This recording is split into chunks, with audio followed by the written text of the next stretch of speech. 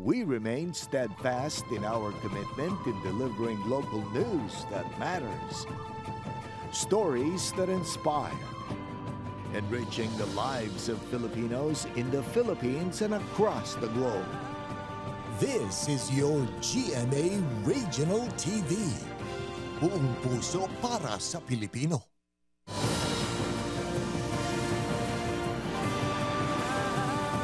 Ini ang GMA Regional TV 1 Western Visayas. May hapon mga puso, ining 1 Western Visayas. Sadsaran sa kamaturan, kagwalas ang ginadampigan. Ako si Eden Prietos, live ikan diri sa GMA Bacolod Station. Magadulong sa inyo sang komprehensibong mga balita sa Kabisayan na Katungdan. Ako si Zen Kilantang, live sa GMA Iloilo Station.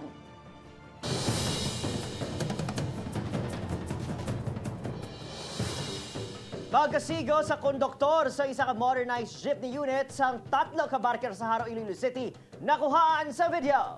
Tagdumalahan sang kooperatiba sang modernized jeep, desidido nga magpasaka sang kaso. Yaring balita nga atong gintutukan.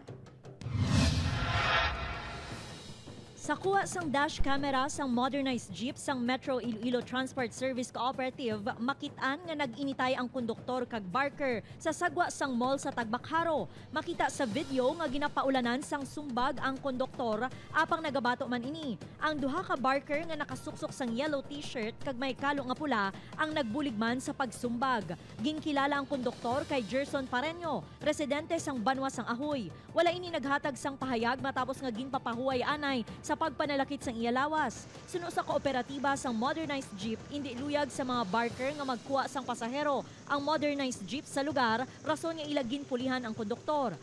Daw hindi sila gusto nga magpilad ang mga modernized mo. So, ang amon niya nga konduktor na naog siya kay siyempre ma-pick up sa pasahero. So, mo to nakastiguhan sa dayon kay aggressive gid sa mga always na ma'am, every time nga may magdulog da ginaharas na nila, ginatapog nila kay gusto nila traditional lang. Nagpablatter na si Pareño sa kapulisan kag gintugyan sa barangay ang reklamo. Desidido ang tagdumalahan sang meets co-op nga pasakaan sang kaso nga physical injury kag malicious mischief ang 3 ka barker nga paday nga ginakilala. Nagpasalig naman ang Haro Police nga may mga naka-standby nga pulis sa lugar agud magbantay nga hindi na masulit ang natabo. Budra man na silang area nga binalik-balik. So anytime kung may mga pareho sila nga pangharas, pwede man sila anytime or diri sa amon tawag lang sila kay pagkaduan tagid sang patrol. Ginbalikan sang GMA Regional TV ang lugar agud makuha ang bahin sang ginareklamo nga mga barker apang wala ang mga ini didto kag wala man sang may makatudlo kundi ina ang mga ini. Upod Kirma Porquia, Zen Kilantang, 1 Western Visayas. Sa Bacolod City naman, drug operatives nga nakarecover sa masobra 23 milyones pesos nga shabu sa sunod lang sa 2 ka semana makabaton sang padya. BCPO nagapati nga malapit na lang kuno nila mabungkag ang drug syndicate sa syudad. Yaring balita nga atong gintutukan. Kahapon ang gintanan nga deadline sang BCPO sa 53 ka mga empleyado sang LGU nga nagpositibo sa drug test nga voluntaryo nga mag-surrender agud hindi mapasakan sang kaso. Sa 32 ka traffic enforcers, 16 ang nagsungka. Sa 21 naman, ka mga nagpositibo sa Public Order and Safety Office, 17 ang nag-voluntary surrender. Ang 20 nga wala napakita sa kapulisan, ang ginpaandaman ni BCPO Director Colonel Noel Alinio. Pero pasasaan ba't mahulihin ko kayo? And I mean it. And I mean it. Hindi ko man kayo mahuli. Tandaan yan. Matigas ang ulo nyo. Binigyan kayo ng pagkakataon na sumurrender sa akin. And I mean it, mga tarantado kayo. Prioridad sa kapulisan nga buong kagon ang ginapatyan source ng malapit 23 million pesos. Ka-drug hole sa Barangay Singkang Airport kag Barangay Vista Alegre nga Maria Kaunda Criminal and Drug Syndicate. Sa intel reports ng BCPO, si Maria Kaunda ang buhi pa, apang wala na sa Bacolod. Pero nagapabilin nga aktibo ang mga koneksyon sini sa syudad. Ginapasuni, konektado man ang grupo sa Quadra Drug Group. Ang addict naman ng addict, yung pangatawanan nila yung pagiging addict nila. Pero please make sure na kaya nyo ako. Please make sure. Make sure din na alisin nyo ako, kundi unahan ko kayong hulihin ko kayo. positibo si El Nino nga mabungkag ang Maria Kaunda. Pinaagi sa mga impormasyon gikan mismo sa mga nagkaladakpan. Kaya nga isang high-value target kasi Michael Frias nga nakuhaan masobra 14 million pesos ka Cebu kahapon. Samtang, kung sang tinalikdan niya si Mana, ginpromisa ni El Nino ang tag 50 mil pesos nga reward money sa kada isa ka kilo sang Cebu nga ma-recover sang unit. Subong, wala sinigin kumpirma ang kwarta nga batunon sang CDEU nga nag-operate sa masobra 14 million pesos drug haul. Kag, Police Station 8 nga masobra 8 milyones pesos naman ang balor nga nakuha. Ang panigurado ni El Nino, itugyan sining kwarta. Apang konsano, no comment pa siya. Obod Canil Casillo, Adrian Prietos, Western Visayas. LTFRB 6 nagahulat pa sang guidelines sa main proseso sang tagtaganay sang fuel subsidy. Pila ka mga driver nagalaom nga magtupa gilayon ang ayuda. Yaring balita nga atong gintutukan. Bangod sa sunod-sunod nga pagtaas sa presyo sang produktong petrolyo, ginanunsyo sang Department of Transportation kag LTFRB nga mag-release ang gobyerno sa malapit 3 bilyones pesos nga fuel subsidy sa mga drivers sang public utility vehicles. Masobra 1 milyon nga PUV drivers ang makabaton sang fuel assistance, lakip na diri ang mga tricycle driver kag delivery rider. Suno sa mga driver, mas maayo kung magtupa na sa masunod nga semana ang ayuda agud mabuligan man sila sa kamahal sang presyo sang gatong. Bulig tayo, dako tayo bulig sa amon. Kami dan, yung pigado nga kami, mo malagin na saligan namon. Ang amon pangita. Sa subong nga panahon, ang gatong blama gataas ng gataas. So bali, ang amon nga nakita diri sa amon nga pag delivery rider gabuhin pa sa amon nga panggas amon nga dako gid nga bulig sa amon nga mga delivery rider. Ang PUV driver nga ini nga nakabaton sang duha ka hugnat sang fuel subsidy sang nagligad, nagapaabot nga liwat nga makabaton sang ayuda. At ising ko may chance nga may ayo mabaton ti pasalamatan tayo, pero kung wala man kami ideya. Kung may ara gid man ti dako nga bulig sa pamilya. Apang suno sa Land Transportation Franchising and Regulatory Board Region 6, nagahulat pa sila sang guidelines kung ano mangin proseso sang tagtaganay sang fuel assistance, lakip na diri kung pila ang kabilugan nga driver sa Western Visayas ang maka-avail. What we know, my fuel subsidy for all modes of transportation, from the jeepneys to the buses to the UV to the tricycle drivers and ini nga itong mga delivery services to how much I don't know yet, and on how it's going to be dispersed. We don't have the official guidelines yet, so among gihulat subong. Base sa anunsyo sang DOTR, 10,000 pesos ang igahatag sa modern jeepney kag UV Express unit, 6,500 pesos sa traditional jeepney drivers, 1,200 pesos sa delivery service riders, kag 1,000 pesos naman sa mga drivers ng tricycle nga igarilis pinaagi sa mga local government unit. Upod Kirmal Porquia, Zen Kilantang, One Western Visayas. Mga puso, sa Negros Occidental naman, hugot nga police monitoring igapatuman sa Banwa sang Calatrava kasunod sa enkwentro sa kapulisan kag ginapahayag rebelde nga grupo. Yaring balitang itutukan ni Eileen Pedreso nga live karon sa Provincial Capital and Lagoon. Lin?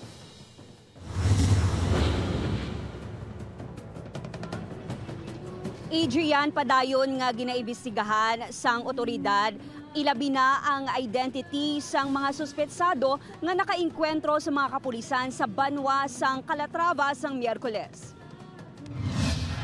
Padayon ang koordinasyon sa Negros Occidental Police Provincial Office kag Philippine Army. Agud makilala ang ginapahayag kapin 30 ka mga miyembro sa New People's Army nga nakainkwentro sang kapulisan Miyerkules sang aga sa sitio Ikugan, Barangay Minapasok, Calatrava. Madumduman nga ang nasambit nga encounter ang nagresulta sa kamatayon sa isa ka pulis kag pagkapilas sang duha pa. We will file a case against the mga suspetsado in close coordination nato sa Philippine Army as to the identity nato ng kontratropa. Hugot karon nga ginatutukan sa kapulisan kag militar ang kalinong sa lugar. Ilabi na nga ginakabig ini nga NPA infested area. Ginpalugyan man sang nokpo ang kapulisan sa probinsya nga mangin alerto. And be mindful and watchful and to be alerted also in conducting activities outside municipal property. Samtang liwat nga nagpanawagan si Governor Eugenio Jose Lacson sa mga rebelde nga magbalik sa sabak sang gobyerno kag kuhaon ang bulig nga ginatanyag sa provincial government kung magsungka ang mga ini. Ang natabuang isa kuno kadako nga pagpanghangkat sa programa sang gobyerno nga matapos ang insurhensya. We said that we should push for LCAP by enticing the followers of the CPP-NPA to come down and join mainstream. Una na nga ginpahayag ni Lacson sa State of the Province address sa Martes ang handom sa provincial government nga magpatukod sang temporaryo nga ilistaran para sa mga anay rebelde nga magbalik sa sabak sang gobyerno.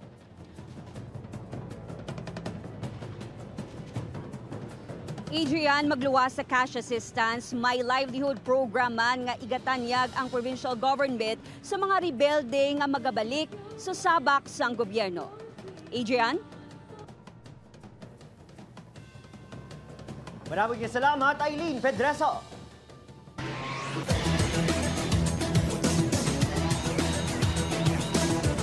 Masobra 1,000 ka atleta ang ginapaabot nga magpartisipar sa Visayas Legs ang ROTC Games nga hiwaton sa Iloilo City. Inyang gintutukan ni John Sala. Sa labing-una kayugaynan, magahiwat ang Armed Forces of the Philippines, Philippine Sports Commission, kaupo ng mabulutuan kag stakeholders ang Philippine ROTC Games 2023. Magasugod ang Visayas Legs sa Domingo nga hiwaton sa syudad sang Iloilo. Mangin-host diri ang West Visayas State University. The ROTC Games that is about to happen next week is one way of promoting health and wellness among our youth and among our students. And West Visayas State University is really in full support of this initiative. Pito ka mga sporting events nga ginalakipan sang track and field, arnis, boxing, kickboxing, basketball, volleyball kag e-sports ang pasakupan sa mga atleta nga miyembro sang ROTC o kon Reserve Officers Training Corps. Importance and significance nitong activity na to for the development of our youth. Talaga yun ang ano dito. Dahil sabi nga ni Rizal, di ba? Ang kinabukasan ng bayan ay nasa mga kabataan.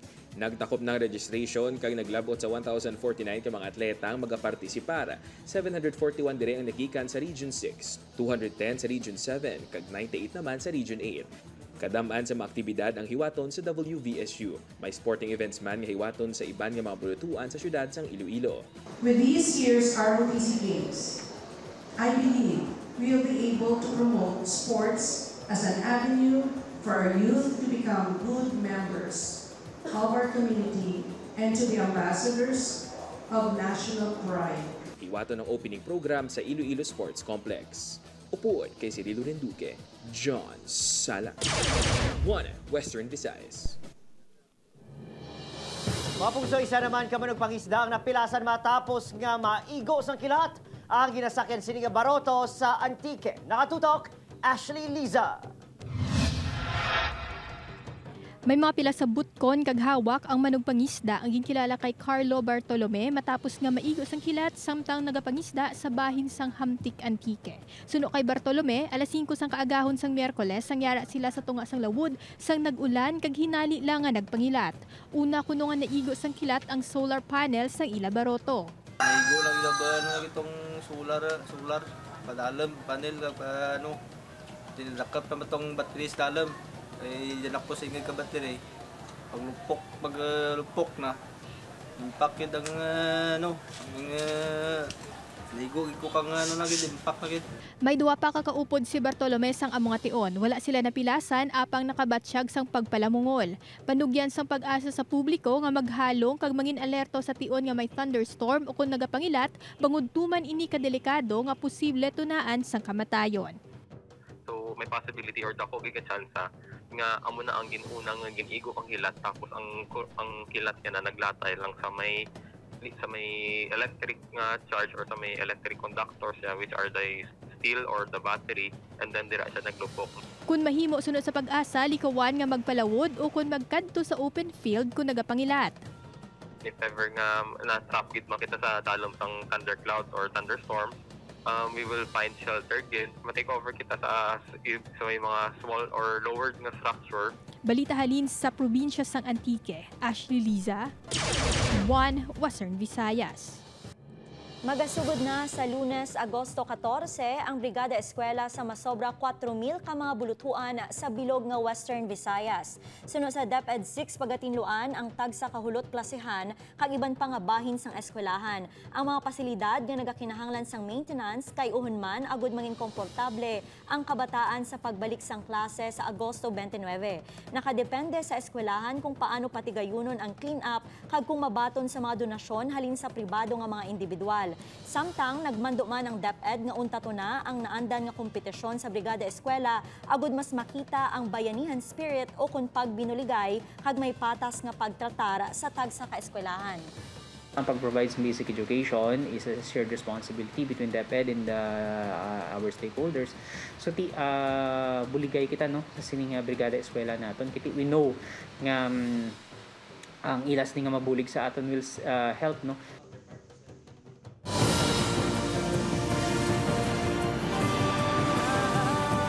Ini ang GMA Regional TV 1 Western Visayas.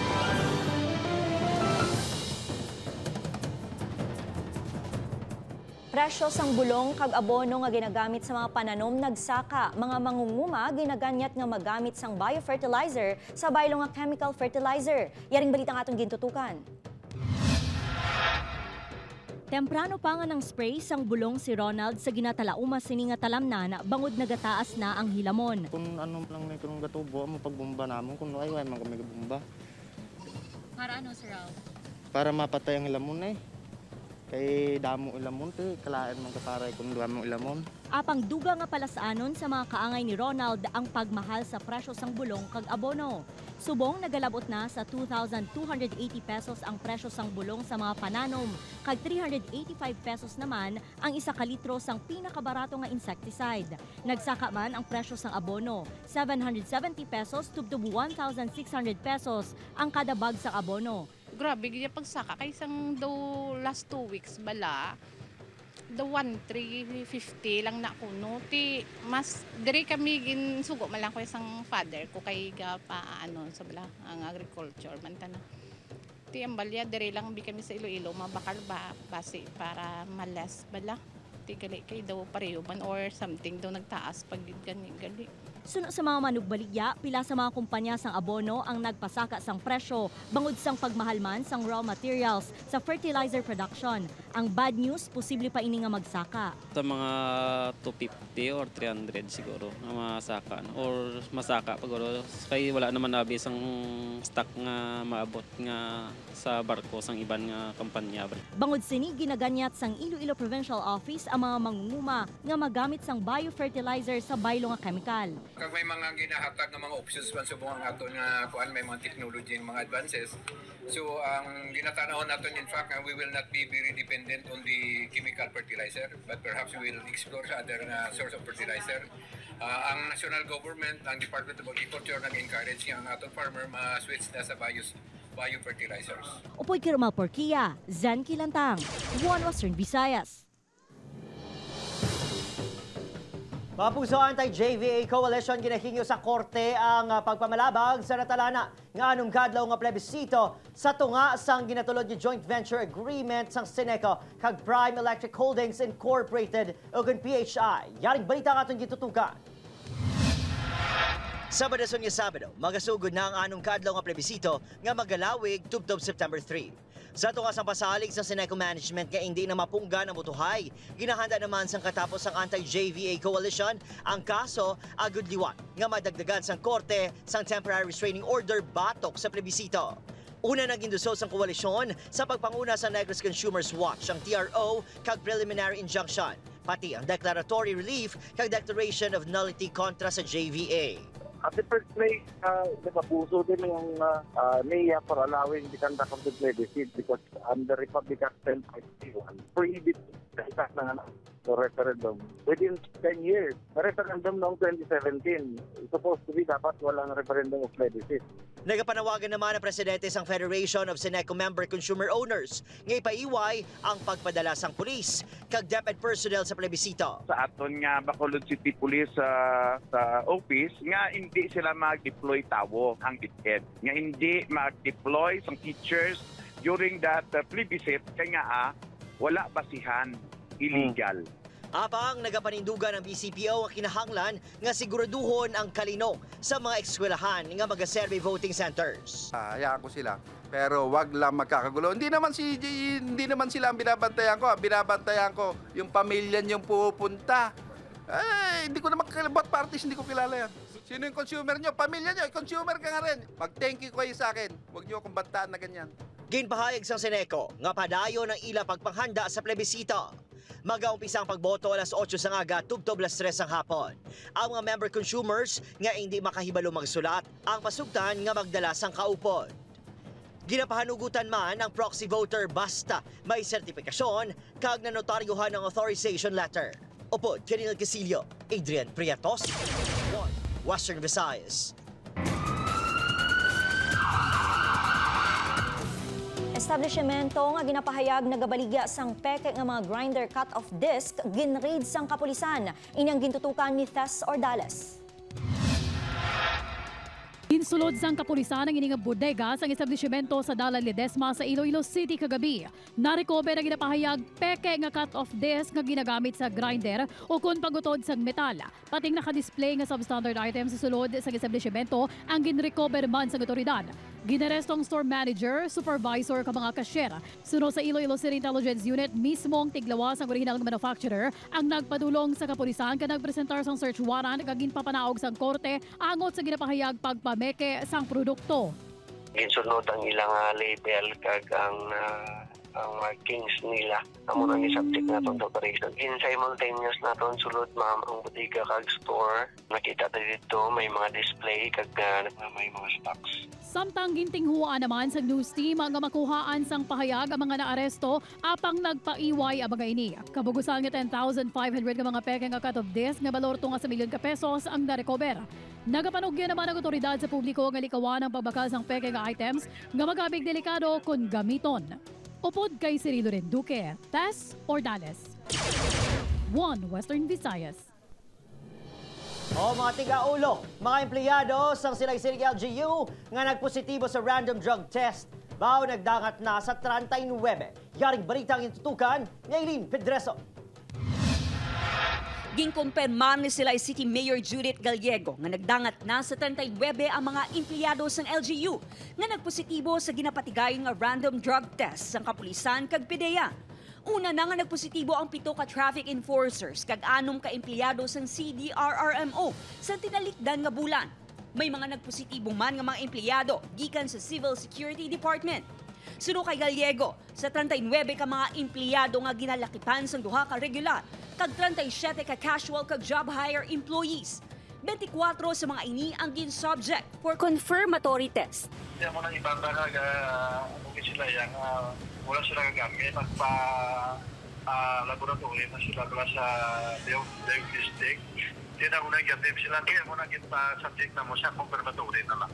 Magapabili ng mga ini sa ilang trabaho samtang ginahulat pa ang resulta sang ilang confirmatory test. Apang ang 2 ka mga regular nga empleyado nga nagpositibo, ang voluntaryo na nga nag-resign. Samtang ginkakas naman sa trabaho ang iban pa.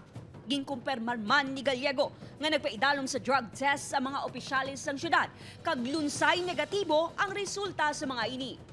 Upod kay Ruel Banggoy ay Lynn Pedreso. Western Visayas.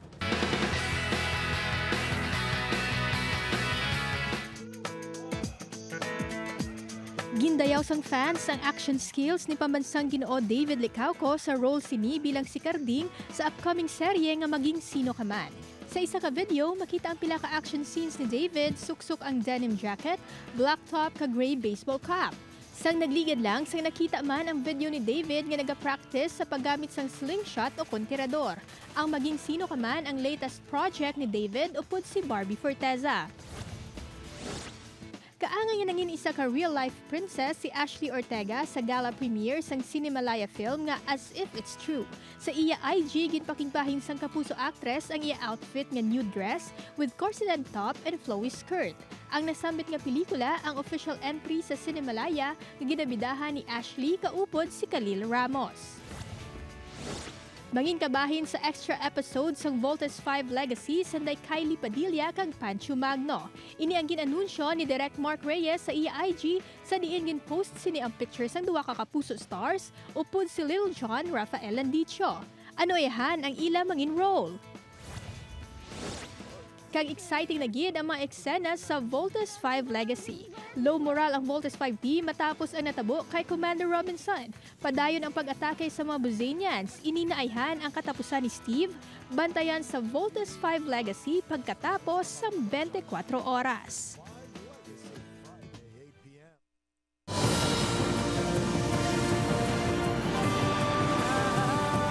Ini ang GMA Regional TV 1 Western Visayas.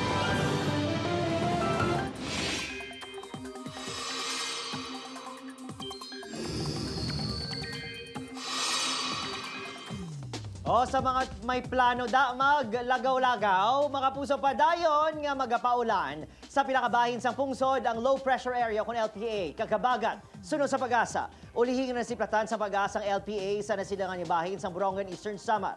Makaapekto ang duha ka weather systems sa Southern Luzon kag halos bugos sa Visayas, pati man Mindanao. Pahanumdo mga puso, hindi magkalipat ka magdala sang payong bangod base sa datos sa Metro Weather. Lauman ang pag-ulan sa pinakalugar sa isla sang Panay kag Negros Occidental subong hapon hasta karon sa gabi. Sa mga may plano nga maglagaw-lagaw sining weekend, lauman ang scattered rain shower o kung lapta-lapta nga pag-ulan kag thunderstorm diri sa aton sa Western Visayas. Dalagi hapon sa LPA kag Southwest Monsoon.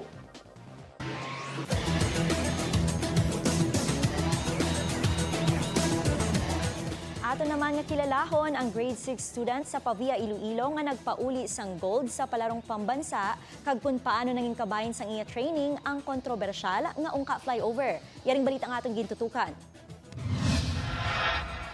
Bugal sa mga pabiyanhon ang 12 anyos nga si Christian Dominic Hubag nga honor student na sang Pagsangaan Elementary School, gold medalist pa sa natapos lang nga palarong pambansa 2023 nga ginhiwat sa Marikina City. Si Christian ang nagpauli sang 3 ka gold medal sa track and field, 800-meter run, 1,500-meter run, kag 4x400-meter relay.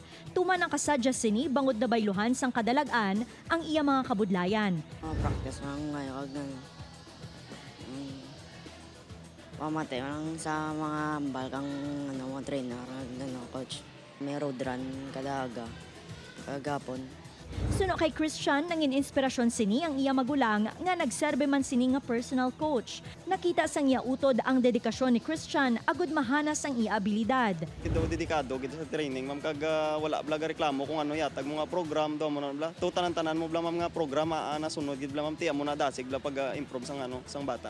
Dugang pa sang iya magulang, nangin saksi pa ang kontrobersyal nga ungka flyover sa iya training. Bangod diri sila kun kaisa naga-ensayo. Sa 1 week namon nga program, may uphill kami nga program daw mo ti kinanglan namon uphill ti hindi naman kami guro makapangita uphill like sa Santa Barbara nga uphill or sa New Lucena ti do aran mo access namon bla malapit lang gid do mo na bla ti dira na lang gid mi sa flyover. Dako naman ang pasalamat ni Christian sa mga nagsuporta sa iya agud maangkon ang iya handom. Plano man sini nga magpasakop sa international competition kapareho sang SEA Games agud makahatag sang dungog sa pungsod. Upod kay Roma Porquia, Zen Kilantang, One Western Visayas.